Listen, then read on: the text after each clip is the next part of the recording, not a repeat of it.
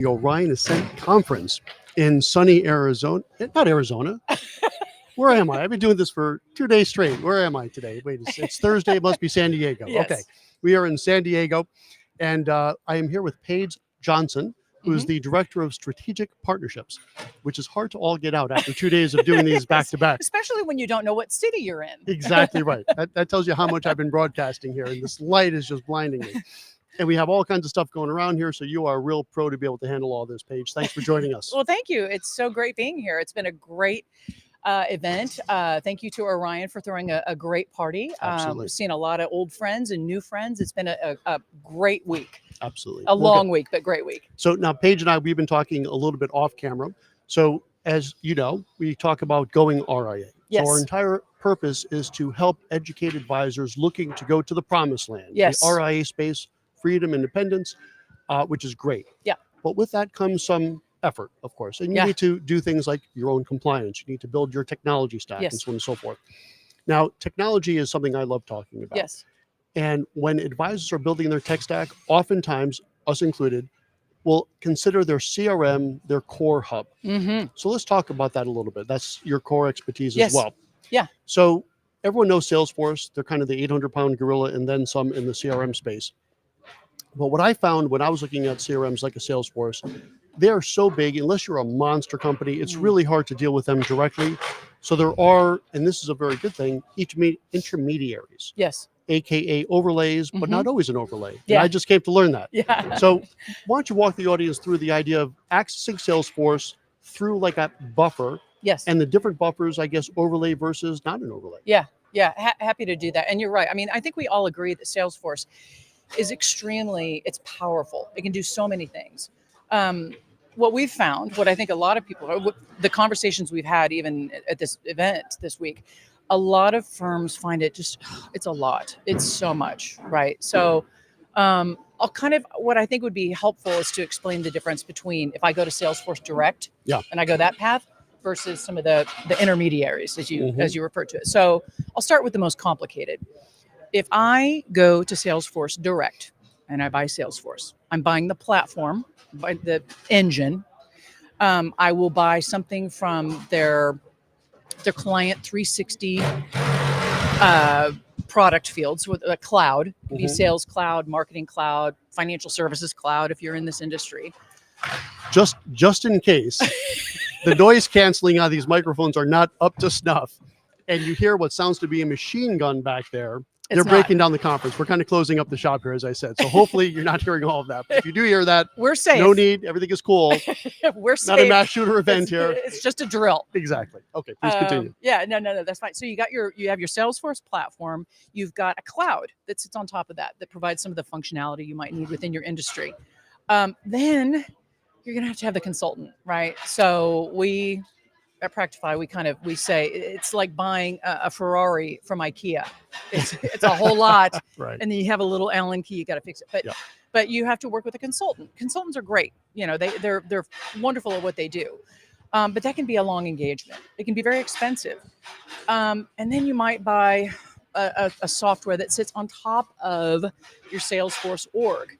To help you with your integrations, with those workflows, these things that maybe aren't just out of the box with your financial services cloud. So it's like a layer cake of complexity. You've got your platform, just as a recap, you got your platform, you got your cloud, you got the overlay, and you got a consultant. So that's four different moving parts, and that's a lot. Right. And so you have the other version, the other option, which was Practifi. We're an OEM Salesforce partner. And we've recognized... What does OEM stand for? Oh, gosh. Original equipment... Manufacturer? Yes. Okay. I had to think of car parts. Yes. When I think of OEM, I think of OEM car parts. Versus an ISV partner, which would be an independent software vendor. And that's what the overlay is, right? Yes. So there will be a quiz. I know it gets complicated. Take notes. But with an OEM partner, we've recognized that that's a lot. That's a lot to take in. So at Practifi, we take that, we call it the chassis or the engine, the Salesforce platform, and then we have built a product entirely on top of the Salesforce platform. And and made the customizations and built out the workflows and the data model that are very significant and helpful to the people in the wealth management industry, without using one of the clouds, without using Sales Cloud or Financial Services Cloud. And what that's done is it's eliminated a lot of the noise, right? So one of the most important things, spoiler alert, you don't ever have to work with Salesforce Direct. And Salesforce, again, is great, but when you buy Practifi, you get the Salesforce license. Think of us as a wholesaler, Yep. and then you get the product on top of that. It makes it much simpler, and that the implementation is done by our team. There's no consultant, so it's a simpler process. Right. And I think that's important to know. So years ago, under the category of biting off more than I could chew, I went directly to Salesforce. Mm-hmm. And it was just impossible. Yeah. And we're not a huge firm now. We were really not a huge firm 7 years ago. Right. And when you go direct to Salesforce, you're kind of a meaningless client. If you're coming in with 5, 10, even 15 users, even 100 users, you're not really moving the needle too much for Benioff, right? Yeah. Over at Salesforce. Yeah. And that's reasonable. It's a huge company. So to your point, and I think this is really important for the audience to understand that, if you are going to go with the Salesforce, and I think the Salesforce engine is a very good one. Mm-hmm, absolutely. Somehow, some way, unless you're a monster-sized firm, you're going to need some help, whether it's an OEM, an overlay, or a consultant. But that's all you want to think about when you're making that choice with Salesforce. Now, that said, of course, there's more than one way to do this. There are a lot of other vendors out there. So, like with anything with technology, you have to shop around and see what's out there and what is the best fit for you. Yeah. And it's hard to say there's any one that is the best. Yeah. There's certainly a small group of ones that you really probably want to limit yourself to. Yeah. I would say Practifi is certainly one of those. Thank you. We've looked at it. But you want to shop around and see what's going to be the best fit for you. And another good thing to do, and I've always really encouraged people to do this, is to talk to other advisors that are absolutely. using it. And see how they're using it and try to find an advisor that's similar to how you're going to run your business. Oh, yeah. And then talk to them. Yeah.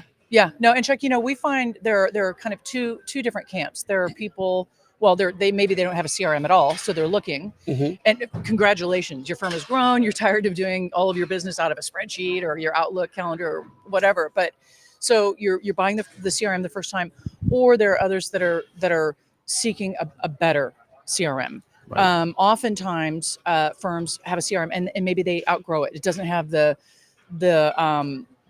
robust workflows that they need, or maybe it's not configurable. Their CRM does not scale, right? There's nothing wrong with a smaller CRM unless your firm kind of outgrows it, right? That's right. And then there are, and we've spoken with a number of people here, getting back to the Salesforce thing, that it's just, there are just so many cooks in the kitchen, and there are so many.